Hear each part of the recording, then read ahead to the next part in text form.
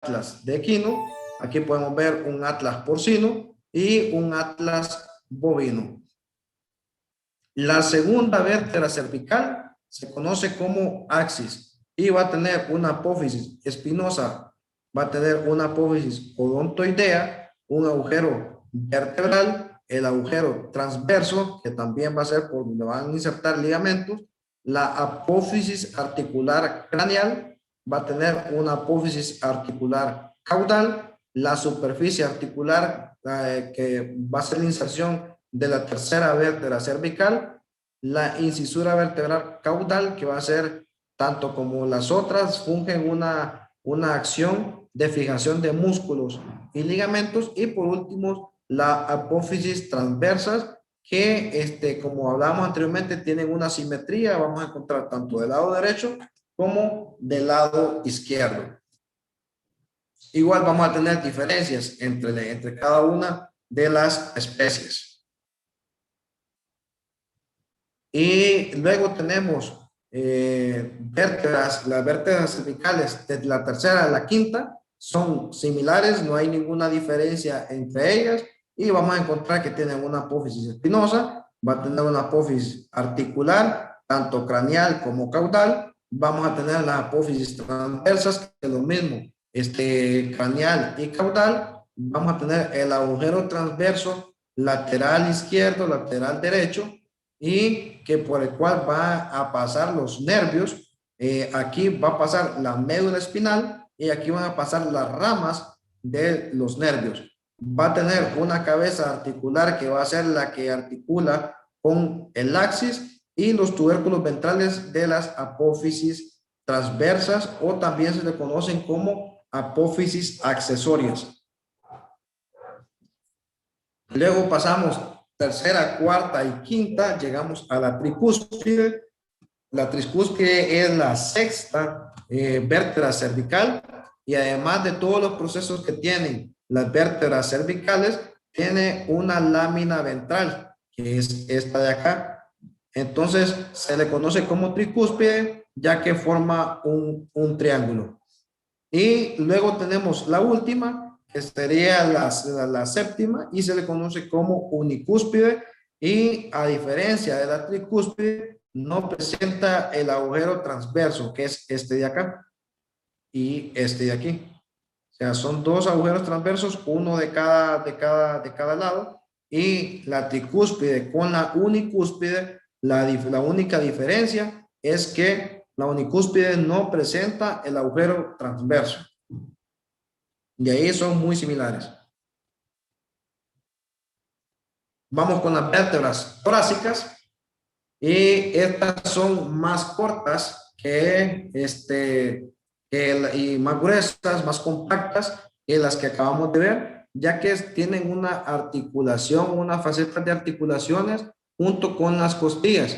Por lo tanto, necesitamos disminuir el espacio entre cada una de ellas para permitir que cada articulación, cada vértebra recibe un par de costillas a cada lado, y la costilla no va a venir a hacer articulación en el cuerpo medio de la vértebra, sino que articula en el punto de unión de la articulación de una vértebra con la otra. O sea, en este punto de acá es el punto de articulación entre las vértebras y las costillas.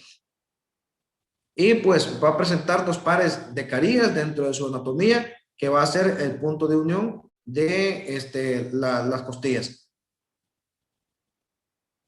Entonces, al final de cuentas, cada vértebra torácica va a recibir 4 costillas, 2 pares, un par por aquí va a recibir una, pero una del lado izquierdo, otra del lado derecho, y en su parte craneal va a recibir otra. Entonces serían 2 por ambos lados, y en total suman 4 costillas que articulan en cada vértebra torácica. Y estas no tienen ninguna diferencia entre una con la otra. Y en dependencia a la especie, al sexo y a la raza, vamos a tener diferentes cantidades. Y aquí en la apófisis espinal va a ser por donde va a circular o se van a hacer los puntos de unión del ligamento. Las vértebras lumbares serían las que forman el techo de la cavidad abdominal. Entonces ellas van a estar protegiendo la cavidad abdominal y van seguiditas de las vértebras torácicas, y las vértebras posteriormente de ellas siguen las vértebras sacras. Por lo tanto forman un puente entre ellas, y debido a que ellas reciben mucho soporte, de mucho peso, porque van a estar soportando el peso de todos los órganos abdominales. Por lo tanto, el mayor crecimiento de sus estructuras óseas es las apófisis transversas y las apófisis espinosas.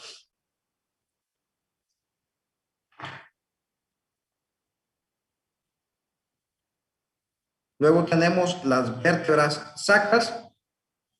En las vértebras sacras vamos a tener que forman el techo de la cavidad pélvica, y a diferencia del resto de las vértebras que hemos estado estudiando, estas se han fusionado entre sí. A medida que el animal va creciendo, se va osificando, y en conjunto logran formar el hueso sacro. ¿Por qué razón? Porque estas están entre medio de los huesos pélvicos, y por lo tanto necesitan un punto de fijación para una gran cantidad de músculos, que si estuvieran las vértebras por separado o tuvieran una articulación, entonces no sería capaz o no sería posible la locomoción con los miembros posteriores.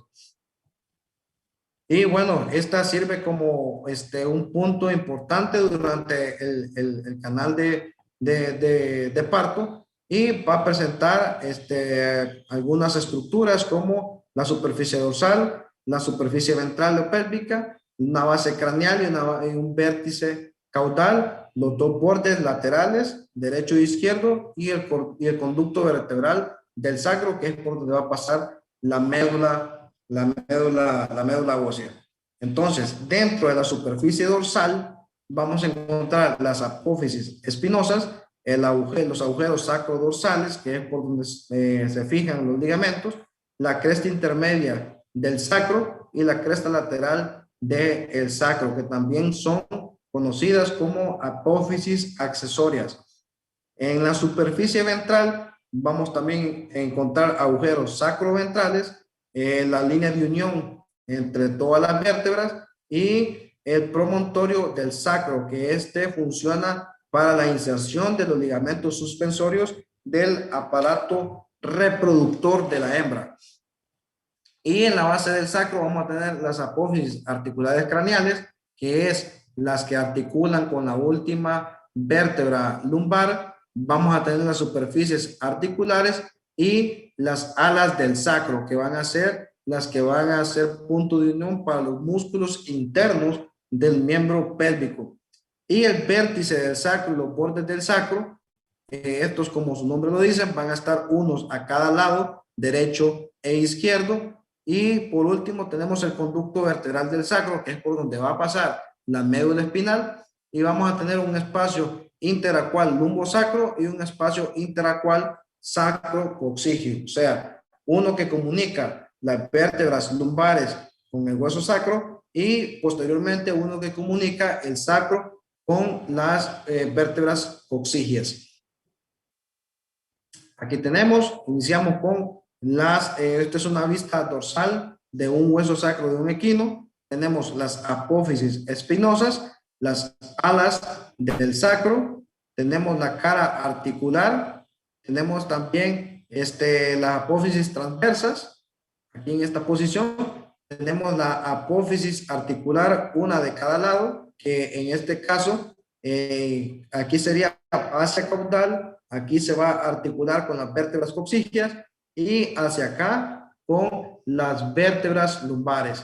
Tenemos el agujero sacro dorsal, uno en cada una de las vértebras, que va a fundir como puntos de unión de ligamentos, el paso de nervios, paso de venas, y por último tenemos la cresta sacro-lateral, que sería la unión de las apófisis transversas o la fusión de las apófisis transversas de cada una de las vértebras sacras que están fusionadas entre sí. Esta es una vista lateral siempre del hueso sacro. Repetimos, apófisis espinosas, las que están en la parte dorsal del cuerpo de las vértebras. Vamos a tener el espacio interacual caudal. Aquí vamos a tener el espacio interacual escranial. Vamos a tener el ala del sacro de la cara articular con las vértebras lumbares. Y aquí también tenemos el agujero sacro, que es el que miramos en la vista dorsal. Y posteriormente o caudalmente se va a articular con la primera vértebra coccygia.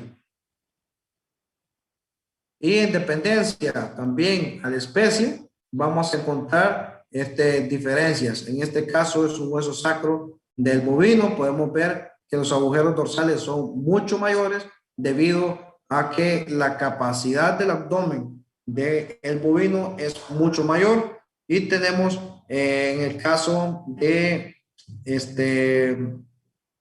aquí, también del bovino es un poquito más corto que el del equino.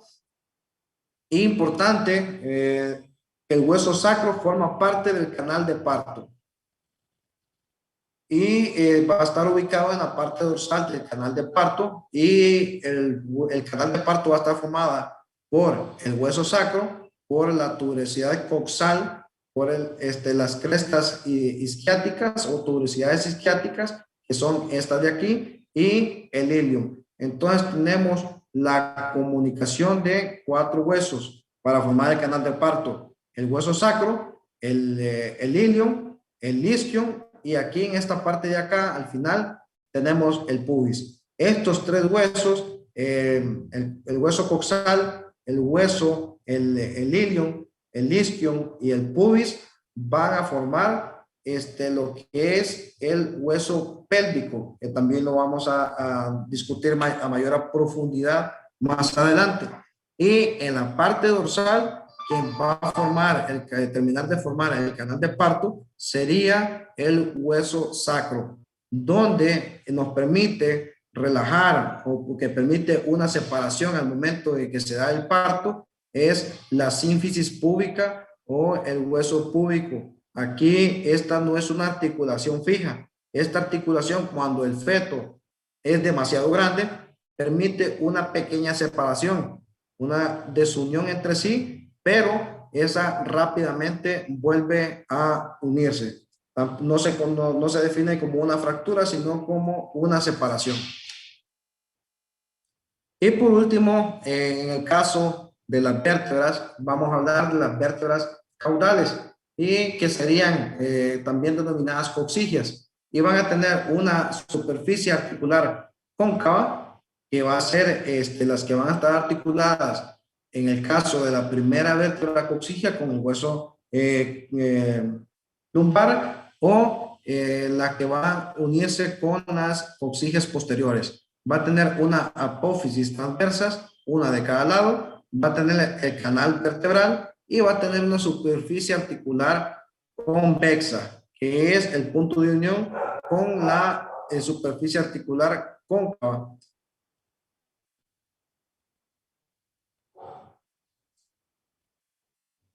¿Alguna pregunta sobre las vértebras?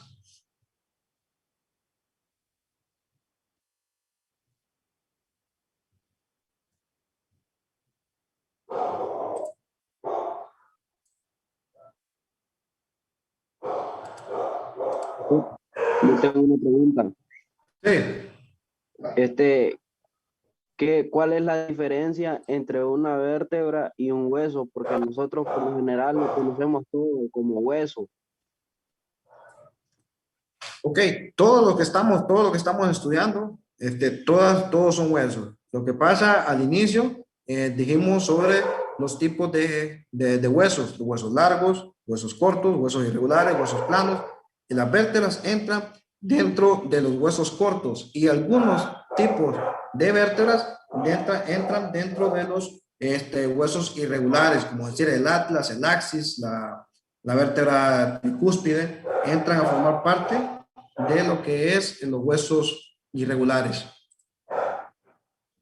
Ah, bueno. Pero sí, en realidad todos son huesos, todos están formados por calcio, por fósforo, por sodio, por una sustancia compacta, por periósteo, endostio.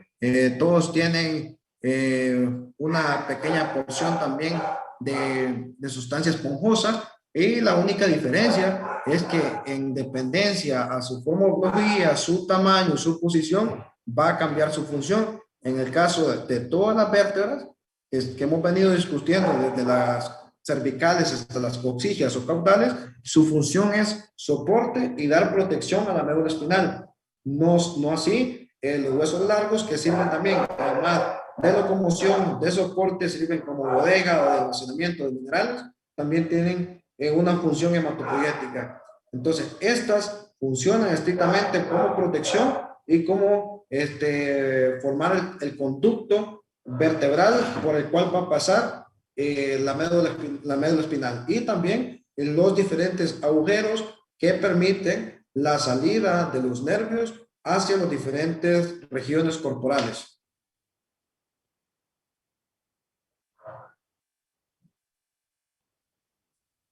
¿Alguna otra pregunta?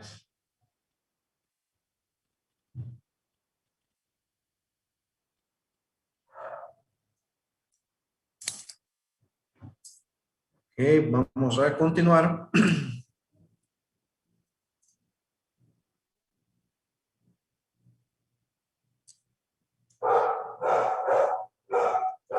Aquí tenemos una imagen representativa de lo que es el esqueleto torácico, formado por las vértebras torácicas, las costillas, y en este caso es un esqueleto disecado, pero aquí vamos a encontrar en esta posición de aquí el esternón. Entonces vamos a hablar sobre las costillas. Las costillas van a ser las responsables de formar las paredes laterales del tórax, o sea, forman una caja torácica, o como hablábamos también en la clase de ayer, la cavidad torácica, que va a albergar al corazón y a los pulmones. Y la morfología de ellas, pues, son huesos bastante largos, son curvos, planos y pares. Es decir, si tiene 12 por un lado, va a tener 12 por el otro. Nunca va a tener tampoco una especie animal 13. Todo el tiempo va a tener 12, 14, 18 en dependencia a la especie. Y a pesar de que es un hueso alargado, no tiene una función hematopoyética. ¿Por qué? Porque es plano. Para que un hueso tenga una función hematopoyética, debe ser cilíndrico más comúnmente, que son los miembros, los huesos que forman parte de los miembros, tanto torácicos como pélvicos.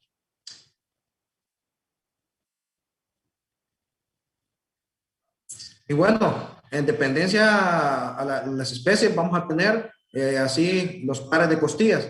Ahora bien, dentro de las costillas vamos a tener costillas externales, que son aquellas que se fijan a las vértebras torácicas, pero que también van a estar fijadas a un hueso external.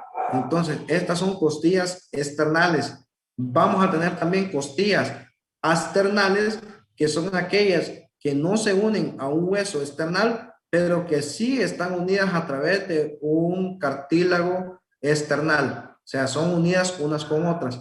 Más adelante vamos a ver también que tenemos costillas flotantes, que no se unen ni al hueso external, ni tampoco están unidas entre ellas. Siendo así el caso de los rumiantes, tenemos 8 pares de costillas externales y tenemos 5 pares de costillas asternales. En el equino vamos a encontrar 8 pares de costillas externales y 10 pares de costillas asternales. En el cerdo cuenta con 7 externales y entre 7 y 8 asternales.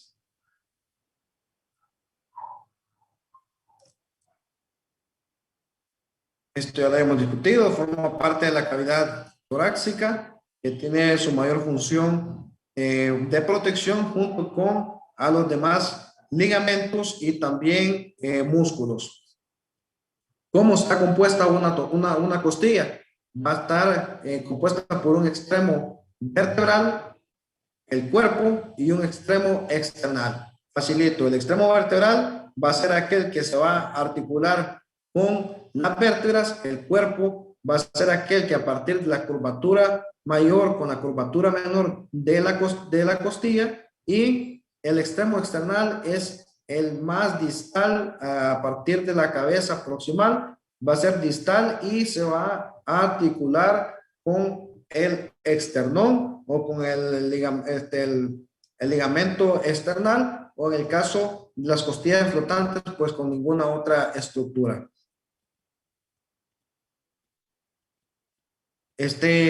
Vamos a tener que la costilla en su extremo vertebral va a tener una cabeza, va a tener un cuello y un tubérculo, que en este caso es un tubérculo caudal que va a articular con una de las costillas. Así, aquí tenemos la cabeza, aquí tenemos el cuello que va a ser el puente entre la cabeza y el cuerpo, y el tubérculo es el que va a permitir la articulación con las vértebras. Y a esta porción de aquí se le conoce como tuberosidad, que permite, que también lo discutimos anteriormente, es un proceso no articular, y va a permitir la inserción del músculo dorsal ancho.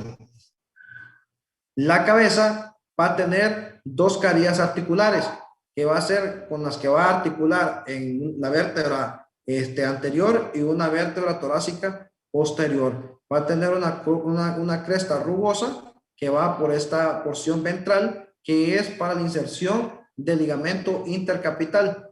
El cuello va a ser, su función es unir nada más la cabeza con el cuerpo, y es esta porción de aquí, es este triángulo.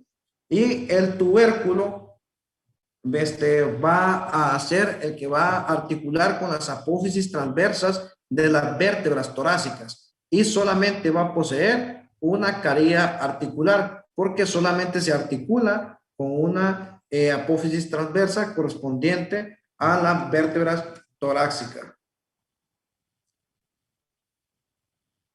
Vista desde un lado lateral, repetimos, la carilla articular de la cabeza va a tener aquí, tiene dos, una de este lado izquierdo, otra del otro lado derecho. El cuello es de acá, el tubérculo es el número 4, el número 3, perdón, la carilla articular del tubérculo, el surco costal, que va a servir, como discutimos al inicio, los surcos son un proceso para la inserción del músculo iliocostal, que en conjunto van a ayudar al proceso de respiración o al movimiento torácico, para que se haga el intercambio gaseoso que ejercen los pulmones. Ya en el cuerpo vamos a encontrar un surco costal o vascular, que va a ser donde se va a insertar todos los músculos intercostales, y vamos a encontrar también agujeros o forámenes, donde se van a entrar los diferentes venas, arterias y también los nervios. Y el extremo external, pues, es la parte distal de la costilla, y su sitio de unión va a ser en dependencia. Si es una vértebra external, se va a unir al esternón. Si es aesternal, se va a unir nada más al cartílago external. Y si es una vértebra flotante, no va a tener ningún sitio de unión. Aquí podemos ver esquematizado las costillas externales o verdaderas, son las que se unen al esternón. Vamos a tener las costillas asternales o falsas, son las que se unen entre sí a través de un cartílago external, y las costillas flotantes, que no están en todas las especies, principalmente las vamos a encontrar en los carnívoros, las vamos a ver en una porción más caudal. ¿Por qué razón necesitamos que las que están craneales estén unidas entre sí? Porque en esta posición de aquí, entre la tercera y cuarta costilla, vamos a encontrar ubicado el corazón. Es por eso que necesitamos que haya una protección tanto a la parte lateral, que es lo que ofrecen las costillas, y por la parte ventral lo ofrece el esternón. Es el siguiente hueso que vamos a discutir. Este forma el piso de la cavidad torácica y es una estructura esponjosa que al inicio es pequeña y a medida el animal va creciendo se vuelve un poquito más grande. Y también, además de que tiene una función protectora, tiene una función hematopoyética. Y por lo tanto, como es una estructura muy esponjosa, tiende a ser muy sensible a fracturas. Y lo vamos a dividir en tres partes. El manubrio del esternón, que es la parte craneal, el cuerpo del esternón, que es la parte media, y el apéndice xifoides, que sería la parte caudal. Aquí lo tenemos ejemplificado. El manubrio es la parte craneal, hacia aquí está la cabeza del animal, el manubrio, y sirve para la inserción de músculos pectorales y esternocefálicos. Estos son los que van a tener fijado el esternón al cuello del animal. Vamos a tener el cuerpo, que a cada una de estas no son, aunque se miran como que fueran vértebras, pero no son vértebras. Estas se conocen como esternebras. No son vértebras, se llaman esternebras. Y en dependencia también a la especie, vamos a tener una variación en la cantidad de esternebras. Y por último tenemos el apófisis xifoides, que es el soporte del cartílago xifoides y es la inserción craneal de la línea alba. La línea alba es la línea que divide la simetría de la cavidad abdominal y la porción inguinal de cada individuo. O sea, es, por decirlo así, el zipper de la camisa. En este sentido, es por donde pasa la mitad del cuerpo del organismo animal. Entonces, hablamos del esternón del equino. Este tiene una característica que es aplanado lateralmente. ¿Qué quiere decir eso? Que no es más angosto que largo. Y va a tener 8 esternebras. El bovino va a ser aplanado dorsoventralmente. Entonces, sí va a ser, también va a ser más ancho que el del equino. Y va a tener 5 esternebras. El de los cerdos es aplanado dorsoventralmente y va a tener 6 esternebras. Entonces tenemos características que sean aplanados lateral, significa que es angosto en el caso de los equinos, dorsoventral en el caso de los cerdos y de los bovinos. Y bueno, con esto terminaríamos lo que compete a la clase del día de hoy. No sé si tienen alguna pregunta respecto a los huesos que hemos discutido el día de hoy.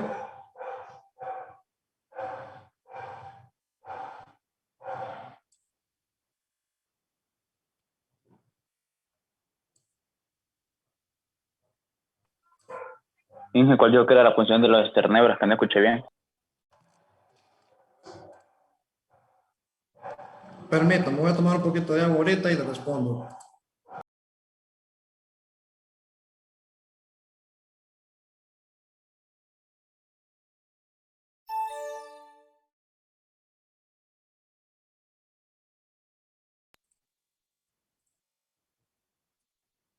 Muy bien, las esternebras, la función que va a tener es principalmente de protección y también va a fungir como un órgano hematopoyético. Son las dos, van a proteger tanto a los pulmones y al corazón y va a tener una función hematopoyética.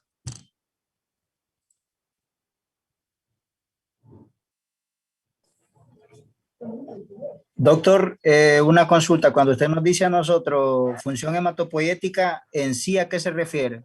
Hematopoyético es aquel tipo de hueso que va a producir y va a servir también como reservorio de células sanguíneas, principalmente de glóbulos rojos. Es decir, es el laboratorio de producción de glóbulos rojos, o mejor dicho, eritrocitos. Gracias, doctor. Listo. ¿Alguien más?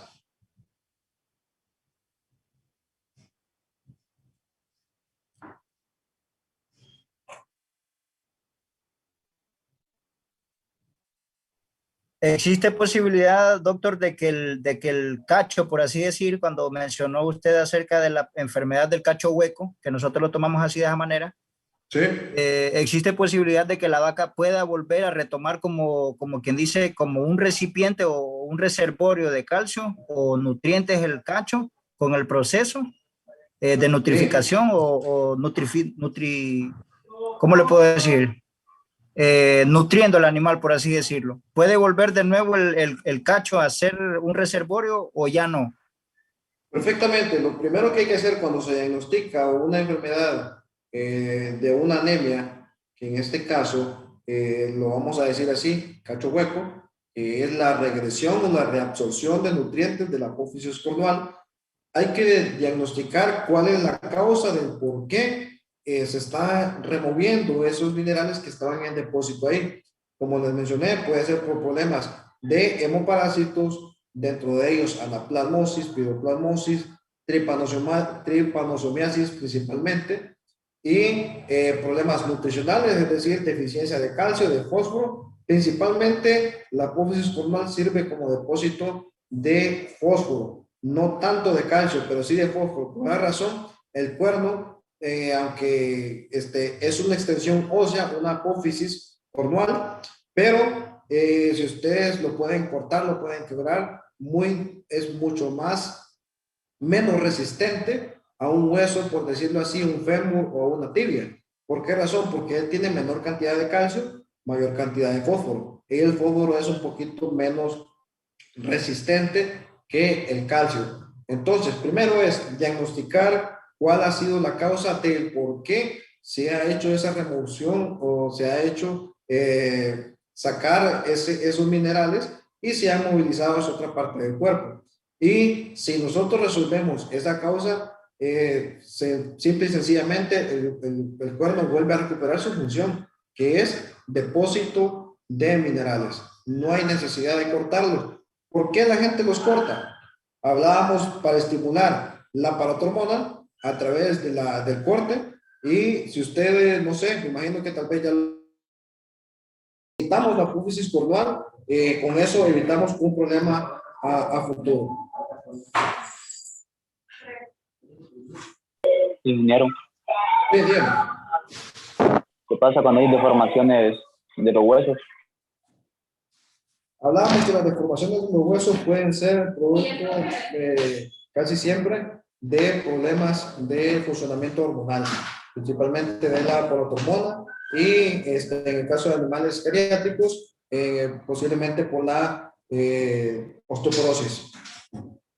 Y en el caso también podemos ver malformaciones al momento de la gestación. Se da un problema a nivel de tiroides en los terneros más que todo, y nacen terneros con huesos, se le conoce la enfermedad como hueso de hule, que no tiene una consistencia rígida, y por lo tanto el animalito nace bien formado, pero no se puede poner de pie.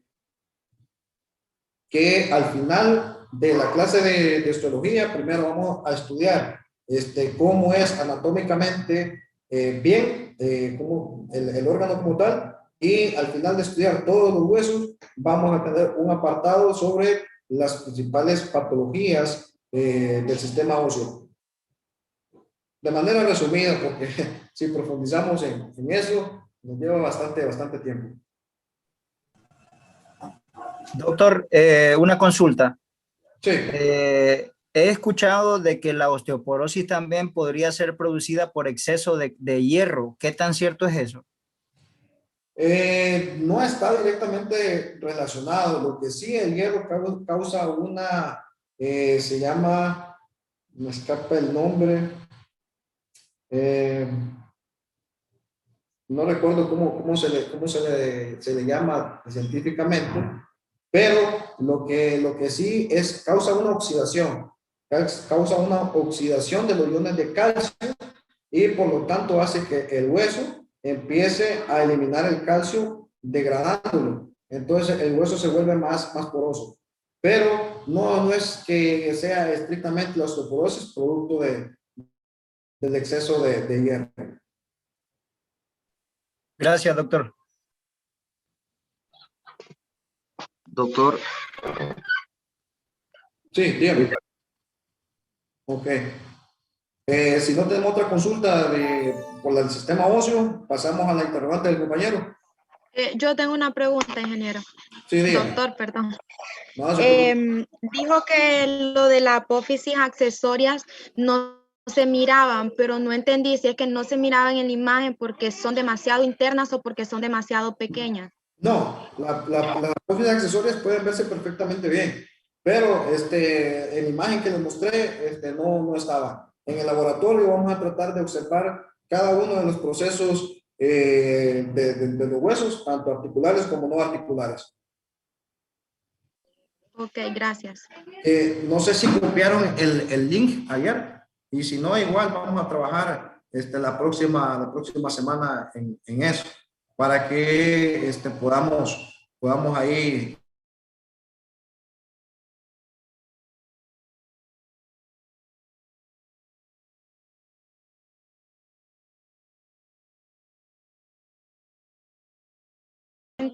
Intenté entrar, pero ahí lo que salen unas cosas de COVID. No sé si es que lo estamos usando mal o no. Ok, no se preocupe, si no podemos, la próxima semana en el laboratorio lo vamos a estar igual desarrollando aquí, compartiendo la pantalla para que podamos verla, cómo es el uso del programa. Ok. Excelente, doctor. Muy bien. Ahora sí, entonces pasamos ahí a aclararle la duda al compañero sobre la retención de placenta.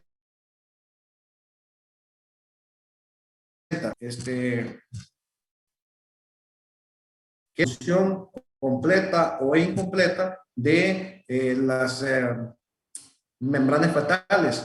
En este caso, podría ser después de las 6 horas. Ya desde ese punto de vista se conoce como una retención de placenta. ¿Qué nos puede causar una retención de placenta? Nos puede causar causas infecciosas. Dentro de ellas tenemos enfermedades virales como la diarrea viral bovina, el IBR o la rinotraqueitis infecciosa bovina. Tenemos también algunos parásitos como la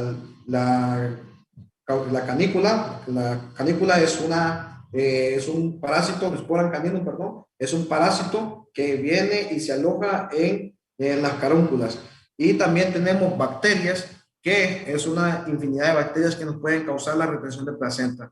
La placenta normalmente de los bovinos es donde más comúnmente encontramos retención. Luego en segundo grado los porcinos y por último el equino. Eso va en dependencia, que también eso lo vamos a ver más adelante, eso va en dependencia a la morfología y al tipo de placenta que presentan. Tenemos placentas que son se le llaman microcotiledones, tienen pequeñas porciones que son las que se unen al útero. Tenemos las placentas cotiledonarias, que en el caso de los bovinos es la que encontramos, que no sé si han tenido la experiencia de ver algún parto de una vaca. Cuando expulsan las placentas, son todas las pelotitas que se le miran. A eso se le llaman placentomas. El cotiledón es lo que está, el placentoma, perdón, está unido o está formado por una carúncula, que la carúncula es la que está del lado del útero, y el cotiledón, que es el que está unido del lado del feto. Entonces, cuando la carúncula y el cotiledón se unen, forman el placentoma. Entonces, eso lo que hace es una unión entre sí, y esto está permitiendo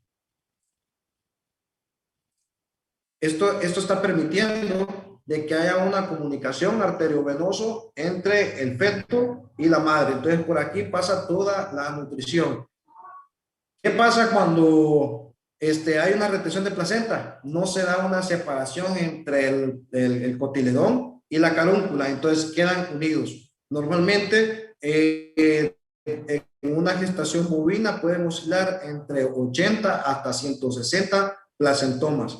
Entonces estamos hablando de que en promedio son 120 puntos de unión, que el primer error grave es tirar de la placenta. ¿Por qué razón? Porque si hacemos esto, vamos a desgarrar el útero y vamos a dañar su proceso de involución uterina, que es el proceso conocido como la recuperación postparto. ¿Y cómo se va a reflejar esto?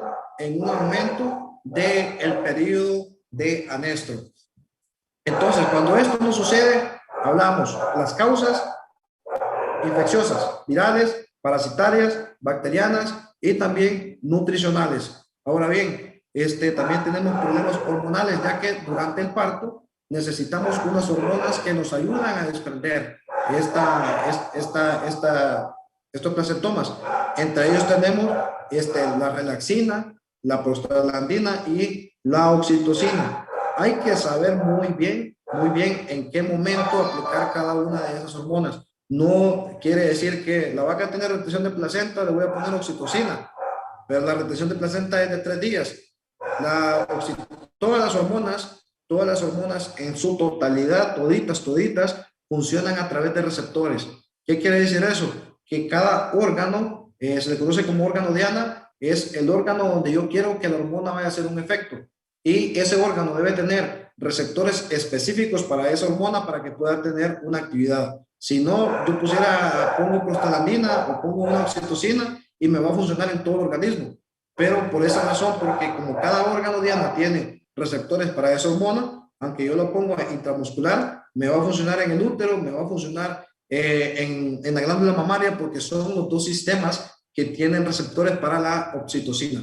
Entonces, en el caso de la oxitocina, si tenemos retención de placentas entre 8 y 10 horas en adelante, la oxitocina va a patinar. ¿Por qué razón? Porque los receptores de oxitocina en el útero ya no existen, se terminaron. Normalmente tienen un periodo de duración de 2 horas preparto y 2 horas posparto. Es decir, si la vaca parió a las 6 en punto, había receptores para oxitocina a partir de las 4 y receptores hasta las 8 de la noche. Hagamos de cuenta que es ahorita. Y si yo vengo y aplico oxitocina mañana, no va a tener ninguna acción la oxitocina. Entonces, en dependencia de la cantidad de tiempo que vaya pasando, así va a ser el tratamiento. Entonces, las causas infecciosas, bacterianas, virales, parasitarias, nutricionales. ¿Qué tenemos que hacer? No existe un protocolo definido. Primero hay que definir cuánto tiempo lleva de retención. Si la retención es completa o parcial, es decir, botó una parte de la placenta o solamente una porción o la tiene toda por dentro. Entonces, ¿cuál es el procedimiento? Después de 8 o 10 horas, si la vaca tiene 6 horas de retención de placenta, voy a intentarlo con oxitocina, que es la prostaglandina. Antes de continuar con la prostaglandina, después del parto, hablábamos del canal de parto, ¿no? Hay muchas hormonas que intervienen en el proceso de regulación para dilatación del canal de parto. Después de que el feto nace, vamos a empezar ya a sentir una disminución tanto del canal de parto como de la cervix, que normalmente esto ocurre 12 horas después del parto. Por mucho, podemos encontrar una pequeña dilatación de la cervix 24 horas después del parto. Si nosotros venimos y aplicamos prostaglandina, aplicamos oxitocina y no está dilatado el canal de parto o la cervix, aunque quiera sacar eso que está dentro, no va a poder. Tenemos que simular de nuevamente el parto para poder así estimular a que se desprendan los cotiledones, los placentomas y las carúnculas, y también a estimular la dilatación del canal de parto. ¿Cómo lo vamos a hacer? Utilizando prostaglandina y estrógenos. Yo en la vida práctica utilizo una dosis de 3 ml de prostaglandina y una hora después aplico benzoato de estradiol, que estos son las hormonas principales que actúan a nivel de útero. Dejo bien claro, a nivel de útero durante el parto. Existen otras hormonas durante el parto que van a hacer un efecto en el feto, en la glándula mamaria y en la vaca. pero yo necesito nada más un efecto en el útero y para eso ocupo la prostaglandina y el estradiol. ¿Qué voy a ganar con eso? Que empiece a dilatar de nueva cuenta la cervix. Una vez que ha dilatado la cervix, yo meto mano, palpo y ya siento de que está otra vez dilatado el canal de parto, vengo y ahora sí aplico oxitocina, porque con la aplicación de prostaglandina y el benzoato de estradiol estimulo de nueva cuenta la producción o la activación de los receptores para oxitocina en el útero. Y ahí sí simulo otra vez las contracciones uterinas que me van a ayudar a hacer el vaciado del útero. Dejo que trabajen las hormonas unas 2 horas y luego de eso empiezo a hacer un masaje por sobre el útero. Vía rectal, meto la mano y empiezo a hacer un movimiento. Así pongo mi mano en esta posición y hago una tracción hacia afuera y tratando de sacar al máximo posible. Por mucho, a una placenta le podemos poner, la podemos enrollar en un trozo de madera para poderle hacer una pequeña tracción. Pero si yo siento que se está reventando, ya no hago más tracción. Otro error es, si yo miro que anda la placenta una parte, es un error cortarla, porque el mismo peso de la placenta, de a poquito, ella está haciendo la separación de los placentomas. Y si yo vengo y la corto, estoy quitando esa ayuda que me estaba generando el peso por gravedad de ella. Y luego de eso, una vez que he extraído el resto de las membranas placentarias, obviamente ahí va a haber una infección. Hay una infección de hecho y nos vamos con un lavado uterino y nos vamos también con antibióticos tópicos, es decir, intrauterinos, y nos vamos con antibióticos parenterales inyectados vía intramuscular. Seguramente procesos infecciosos generan fiebre. Vamos a manejarlos también con un regulador de temperatura, el más común, el Neodip, la dipirona, y normalmente las vacas que están con un proceso de retención de placenta generalmente presentan una atonía ruminal, es decir, el rumen se paraliza, deja de estar haciendo sus movimientos, la vaca deja de comer, deja de rumiar. Es prohibidísimo darle concentrado porque grabamos el caso, que es lo que hacemos, nada más ofrecer heno y pasto fresco y tratamos de volver a la actividad cíclica del rumen. ¿Cómo lo hacemos? Pues con flora ruminal, aplicando también complejo B12 completos y algunos sueros vía intravenoso. El costo de un tratamiento de una retención de placenta oscila entre 2.500 lempiras.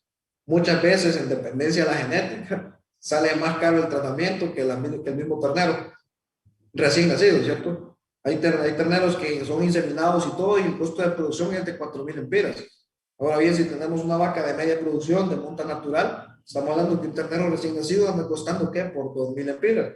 Es decir, que la retención de placenta me sale mucho más caro que el ternero. Haga de cuenta que también la retención de placenta va a tener, no es que llegamos, tratamos y se resolvió el problema. No, eso va a tener secuelas en la producción. Es decir, que si la vaca me iba a estar dando 12 litros de leche, por culpa de este procedimiento, el primero tercio de lactancia, me va a bajar la producción. Entonces, todo esto lo podemos prevenir con un buen plan sanitario, con unas buenas medidas higiénicas para atender al parto y con un buen plan nutricional. Doctor. Dígame. Y cuando se utiliza la sal con agua, ¿eso no es recomendable? La sal con agua, simplemente lo que estamos haciendo ahí es cambiando el pH del útero para poder evitar un poquito la propagación de las bacterias. Lo que sí funciona, y yo lo he utilizado en casos graves, son baños, infusiones uterinas con yodo, con solución yodada. Es un poco irritante. Utilizo una proporción de 30 ml de yodo en 70 ml de suero. ¿Y qué trato con esto? De generar una necrosis. La necrosis es la destrucción o muerte celular. ¿Y cuáles son las células propensas a eso? Pues van a ser las que están en los cotiledones. Entonces, esto me va a ayudar a que los cotiledones se desprendan y pueda sacar todos los restos de la placenta. Eso sí, solamente lo puedo hacer una sola vez y lo dejo como última instancia, como la última alternativa, ya con retenciones de placenta muy severas, utilizo el yodo. Ah, pero ¿y esa aplicación cómo la hace? Se hace con una pipeta que es especialmente para poder llegar hasta el útero y mediante una jeringa aplico el producto.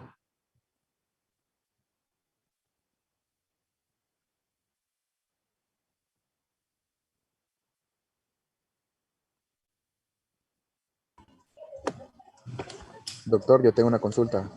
Sí, dígame. ¿Cuál es el motivo o por qué algunos rumiantes dejan de rumiar? El motivo son muchos. Hay problemas que van directamente hormonales, que van a afectar directamente en el sistema digestivo. Por ejemplo, tenemos una hormona que se llama prostaglandina, que también la utilizamos en la reproducción. Lo único que la prostaglandina hay de diferentes. La que se utiliza en la reproducción es la prostaglandina PGF2-alfa y existe una prostaglandina también que es producto de alergias, que es la PGF3A, y tenemos la prostaglandina PGF2C, que esta es producto de inflamación. Cuando tenemos, por ejemplo, vacas con problemas podales, se produce la PGF2C y esta nos va a generar también repercusiones a nivel del rumen. Otra causa de la atonía o parálisis ruminal es una alta carga parasitaria.